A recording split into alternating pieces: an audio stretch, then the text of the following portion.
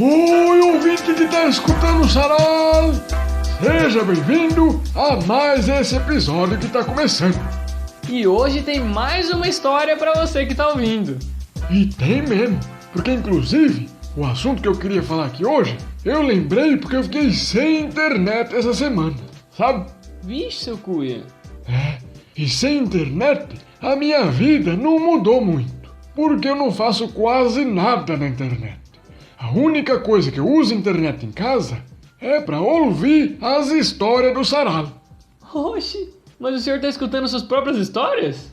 Não, eu tô escutando no YouTube do Sarau. Ah, Eu tô reescutando todas as histórias da primeira temporada.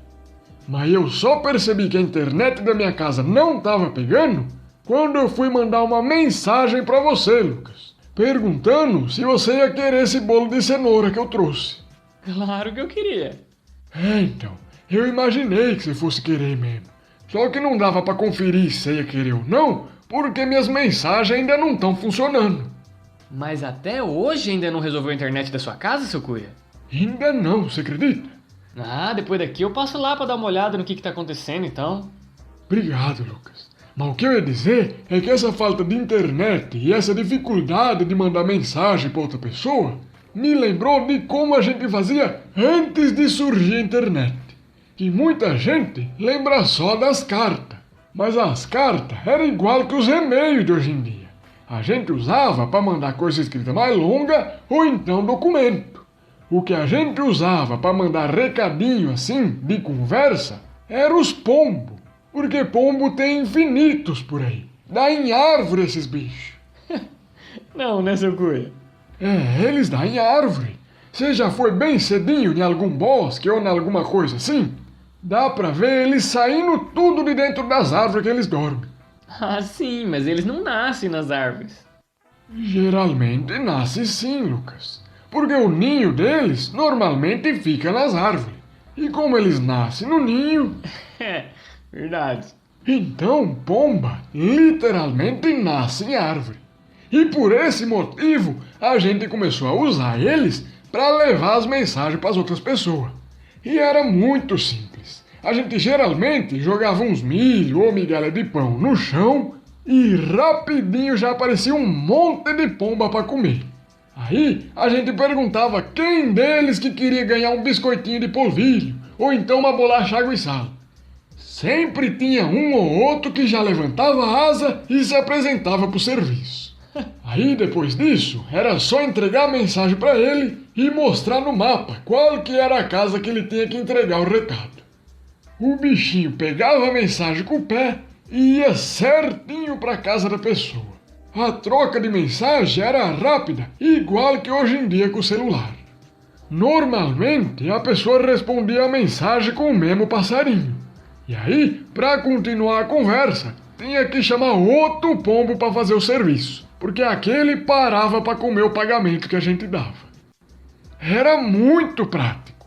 Só que com o tempo aconteceu 3 problemas com esse sistema de correio aéreo instantâneo. Primeiro, que os pombos começaram a reivindicar comida mais gostosa como pagamento. Só os biscoitinhos já não servia mais. Eles começaram a pedir fruta, castanha, lasanha.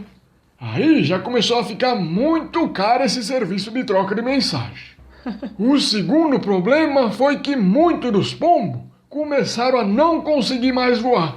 Porque agora ele estava muito pesado por causa da nova dieta deles. Aí eles batiam as asas, mas não conseguia sair do chão. Nessa época, quem começou a engordar também foi os gatos de rua da cidade, porque estava cada vez mais fácil caçar as pombas gordinhas. E com os gatos gordos, comendo bastante pombinha, a população de rato aumentou. E como os ratos comiam os lixos da gente, a cidade acabou que ficou super limpa, de tanto rato que tinha nascido naquela época. Nesse ponto aí até que foi bom, né?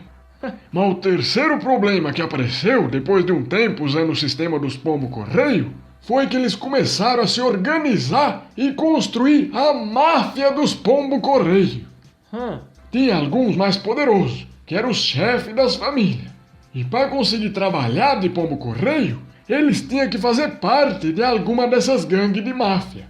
Senão, eles chamavam os gatos que eles contratavam, pagando com as lasanhas que a gente dava para eles, e tirava aquele pombo independente de circulação. Que doideira, seu Cuia! E o pior era as ameaças com a gente. Se a gente não pagasse a quantidade que eles queriam, eles ameaçavam de fazer cocô na cabeça da gente. Era triste a nossa situação. Ficamos refém dos pombos. Mas era só cocô, seu Cuia. O problema era a humilhação de um passarinho cagar na sua cabeça. Na sua e na da sua família toda. Sem contar o trabalho de ter que voltar para casa e lavar o cabelo, trocar de roupa, essas coisas. As pombas eram as donas das ruas naquela época. E como que vocês resolveram isso? O prefeito da época quis começar uma guerra civil entre as pessoas e as pombas. Mas antes disso acontecer, o telefone foi inventado. E aí as pessoas começaram a ligar umas para as outras para conversar. E como o serviço de troca de mensagem feito pela máfia dos pombo-correio foi ficando desnecessário, eles tiveram que voltar para as ruas e comer as migalhas de pão que os idosos jogavam para eles. E tudo voltou ao normal. Exato.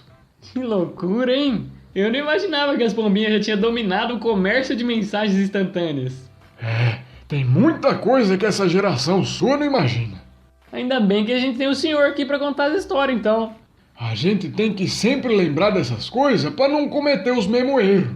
Por exemplo, como eu sei dessa história das pombas, eu sempre digo para as pessoas que contratar as lagartixas para comer os insetos do seu quarto durante a noite pode ser muito perigoso, porque se elas quiserem um pagamento mais alto, elas podem te chantagear colocando a cabeça de uma barata no seu travesseiro enquanto você dorme.